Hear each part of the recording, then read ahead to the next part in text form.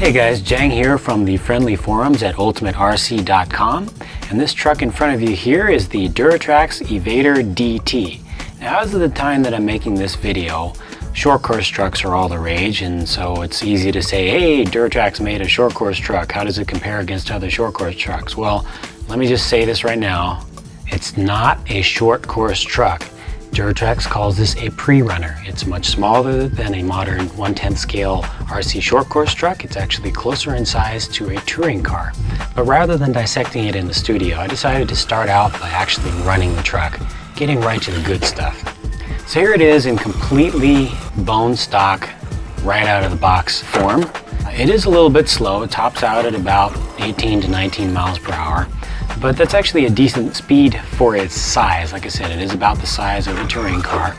It's based on a true off-road chassis. It's a two-wheel drive vehicle, but it is based on the Evader ST or Evader BX platform that's been around for quite a while. So you can see it does not have any problem going over basic jumps on a normal 10 scale or 8 scale track. Suspension is pretty good overall. It does have a little bit of lag when you hit the throttle. The speed control does have a little bit of a delay to it where it won't give you full throttle the moment that you hit the trigger. So if you're used to having full power on command, this may be a little bit annoying to you, but I found it to be actually a little bit of a challenge and a little bit of a good thing, because the tires, being scale, being small, are a little bit on the small size. It does have a little bit of lack of traction, so you can get some push in higher speed turns, and at low speed, if you're on looser stuff, you can actually break the rear tires loose pretty easily. The suspension does soak up bumps pretty well, and it does have extra long springs on it in stock form, which actually lifts the chassis up so it does not high center very frequently. And overall, it was just a really fun truck to drive out there in completely stock form. Just had a lot of fun with it. It's not a high performance racing vehicle, but it's something just to bring you some smiles.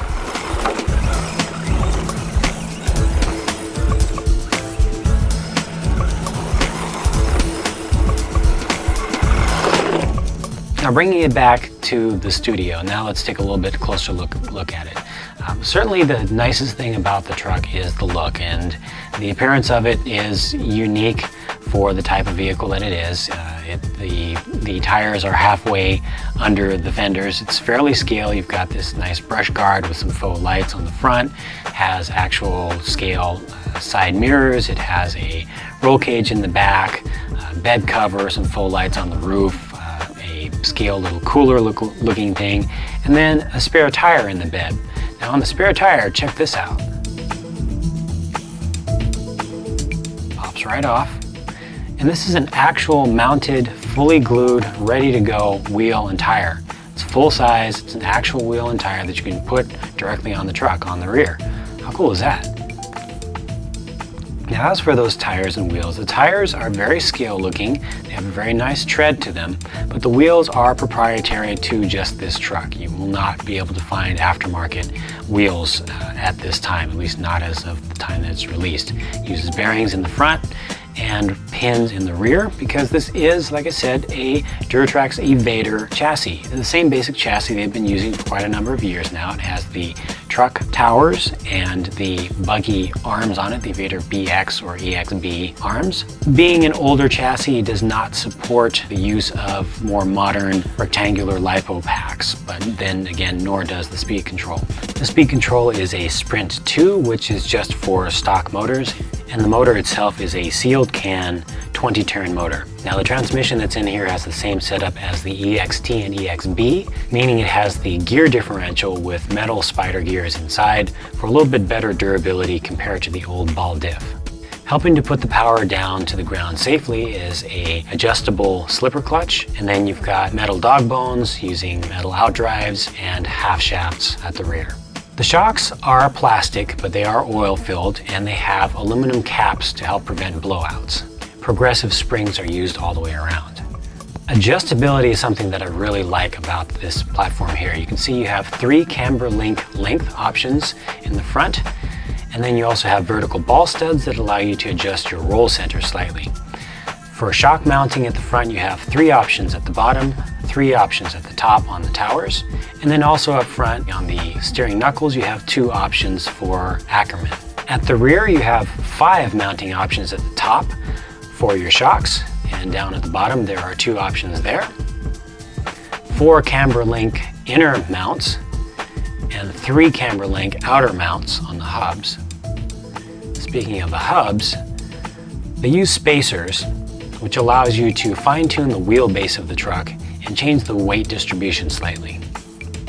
Steering toe links, as well as the camber links front and rear, are real turnbuckles. They are not just threaded rods.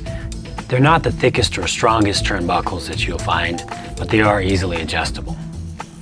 Now, to sum it up, pros and cons, I'll start with the cons. It is fairly slow for its size by today's standards. Like I said, about 18 to 19 miles per hour out of the box. The speed control will not handle faster motors, nor will it safely handle LiPo batteries. The chassis itself does not accommodate modern rectangular shaped LiPo packs, so you're pretty much stuck to stick pack shaped batteries, and the proprietary wheel and tire combination limits your options. I also had a little bit of problem with very slight leaking on the shocks. So out of the box, I'd say that the shocks would need a little bit of a rebuild and for a little bit more sealing around the O-rings. On the pro side, great scale appearance, fun scale style handling. It has good part support for everything other than the wheels and tires, thanks to the fact that this is a long-running chassis that's been out there for a while. And Duratrax has the 1-year Stress Tech replacement warranty on most parts that would break in a bad crash. Overall, a fun bashing rig with great looks and a unique form factor. That's the Duratrax Evader DT.